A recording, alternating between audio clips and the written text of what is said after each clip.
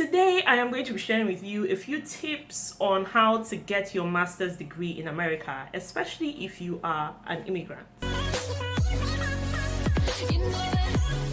Welcome to my channel. Before I start the gist, you're welcome to my channel. If you're new, you are welcome. If you're an oldie, you know how we roll. I appreciate you so much. Don't forget to hit the subscribe button and share this video because a lot of people will find it helpful.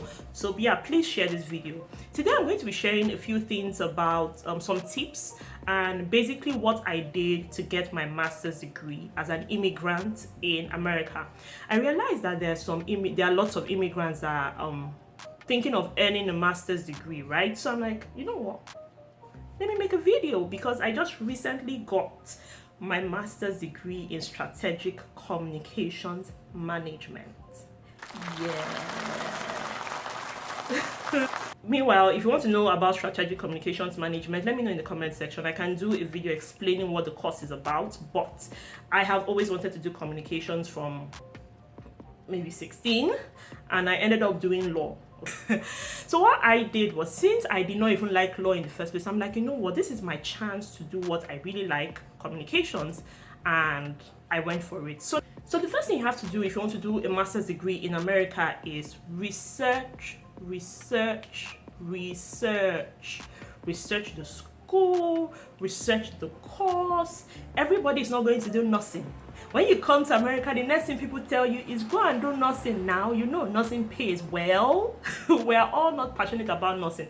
Shout out to all the nurses in the building, but there are other courses that you may be passionate about. There may be something else you want to do. So research the course you want to do. For me, I was researching I started looking at public relations, advertising, but I wanted something more. I wanted something that had management involved. So I was thinking, how do I do something that has management but still do communications?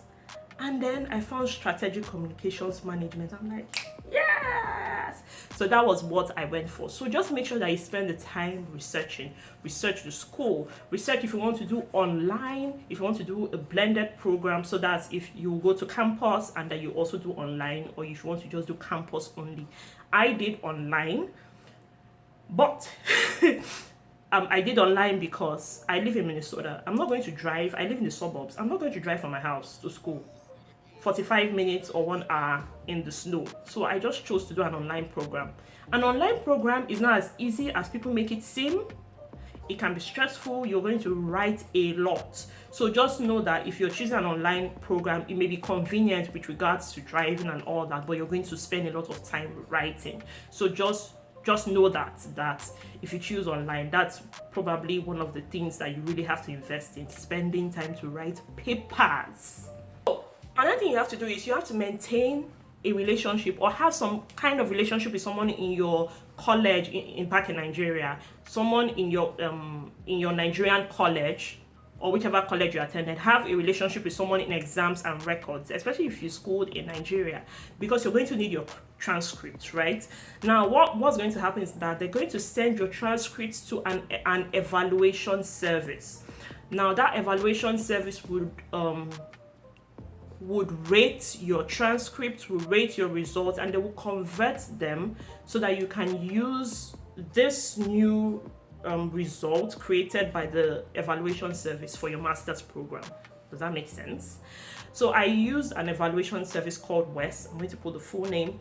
And what they did was my school sent WES my transcripts. WES converted my transcripts, and that's what I used to get admission to do my program in America. Another thing I would like you to know if you want to do your master's in America is the style of writing. So there's something they call APA.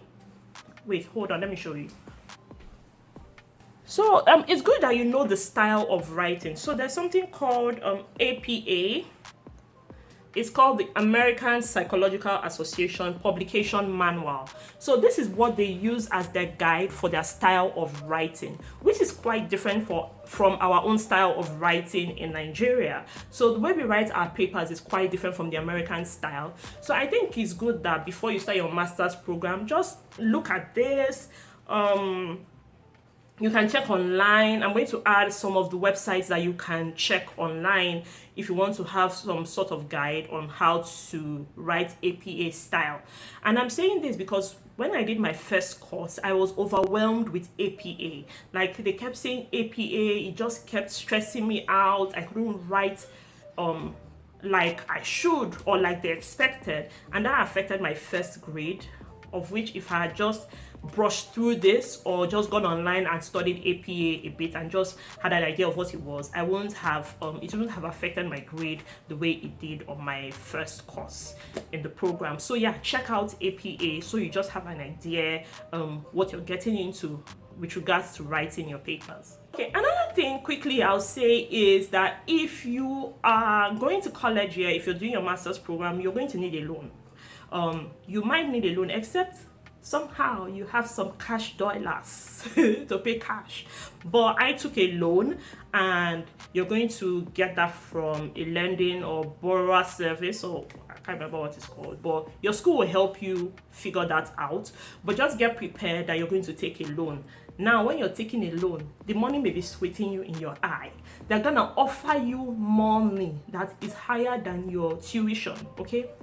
Please do not be tempted to take way above what you need. So let's say that semester you need $3,000 for school, and then you've calculated it. Okay, by the time you get books, or by the time you rent books, get a laptop, you would spend $5,000.